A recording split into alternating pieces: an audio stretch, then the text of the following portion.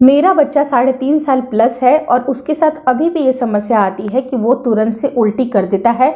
और उल्टी आने की क्या क्या वजह हो सकती हैं, चाहे आपका बच्चा नवजात शिशु है, 0 से 6 मंथ का है, 6 मंथ से ऊपर का बच्चा है, 1 साल से ऊपर का बच्चा है, जितने भी बच्चे हैं उनको अगर उल्टी आने की प्रॉब्लम होती है तो ये वीडियो डेफिनेटली आपके लिए बहुत कारगर रहेगी। क्योंकि मैंने अपने बच्चे के साथ क्या क्या चीज़ें की हैं और कैसे थोड़ा सा आप उसे अवॉइड कर सकते हैं। क्योंकि पहले जितनी वो उल्टी करता था अब वो उतनी उल्टियाँ नहीं करता है। कुछ चेंजेस मैंने किए हैं, तो ये वीडियो काफ़ी इन्फॉर्मेटिव है, प्लीज़ शुरू से लेकर लास्ट तक ज़रूर देखिएगा। नमस्कार दोस्तों, मेरा नाम हर्षिता वर्मा है और आपका मेरे channel twins my world baby care पे बहुत बहुत स्वागत है। तो जब बच्चे की उल्टियों की अगर बात की जाए तो बच्चे की उल्टियां आना बिल्कुल नॉर्मल है अगर बच्चा दही के जैसा उल्टी करता है तो।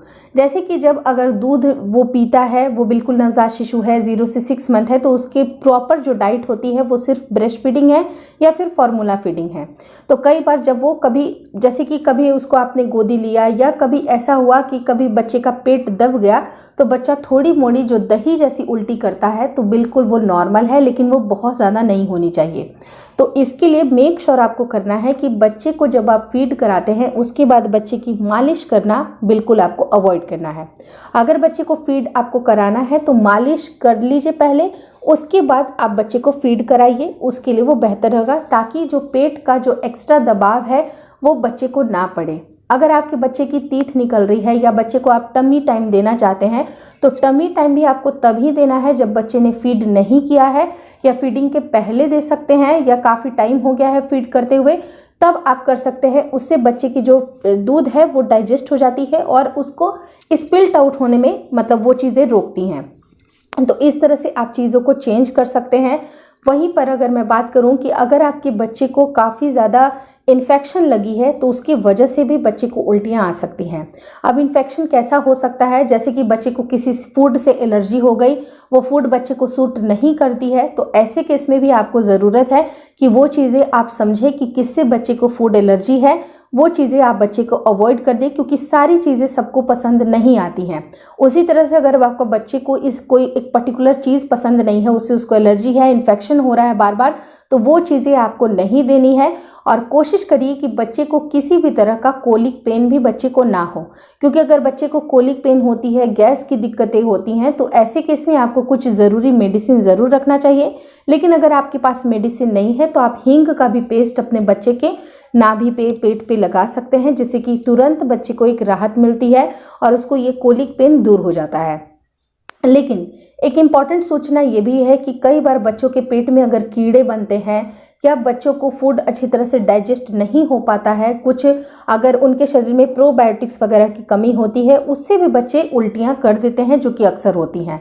लेकिन last but not the least एक ऐसा इंपॉर्टेंट पॉइंट है जिसको आपको मिस आउट नहीं करना चाहिए, वो है बच्चे को सर्दी वाली हवाएं लगना, जो ठंडी हवाएं होती हैं।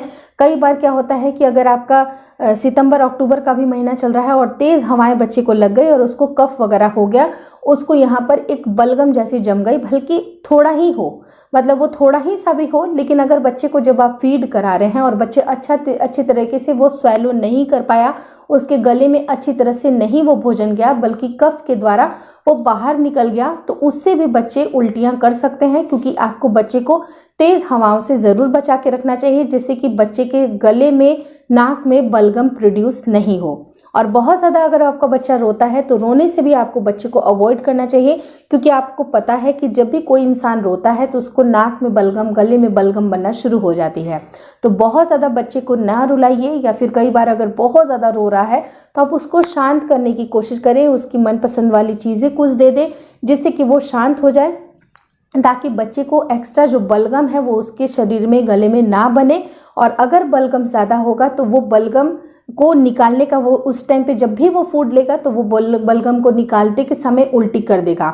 लेकिन ऐसे टाइम पे इस वाली जो उल्टी में आपको बिल्कुल घबराने की ज़रूरत नहीं है, क्योंकि जब भी अगर बच्चा उल्टी करता है और उस टाइम पे वो बहुत ज़्यादा कफ निकालता है, बलगम निकालता है, तो ऐसा समझना चाहिए कि आपके बच्चे को रिलीफ मिल गई। आप उसमें बिल्कुल ना घबराएं, क्योंकि ये निकलना बहुत ज़रूरी है। क्योंकि कितनी भी अगर आप मालिश कर लो, कितने भी आपने दवाइयाँ दे दो, लेकिन अगर उल्टी से बहुत ज़्यादा जो गंदगी है वो अगर निकल रही है, कफ निकल रहा है, तो उसको हो जाने दीजिए। उसके बाद आप अपने बच्चे को शांत करा सकते हैं। लेकिन अगर रिपीटेड वो सारी चीज़ें हो रही हैं, बार बार हो रही हैं, तो आप अपने पीडियाट्रिशियन से ज़रूर मिलें। इस वीडियो में दी गई जानकारी अगर आपको अच्छी लगी तो प्लीज़ लाइक कर दीजिएगा। चैनल पे नए हैं तो चैनल को ज़रूर शेयर और सब्सक्राइब करें, और मुझे इंस्टाग्राम पे और फेसबुक के पेज को लाइक करना बिल्कुल ना भूलें। Thank you so much for watching twins my world baby care.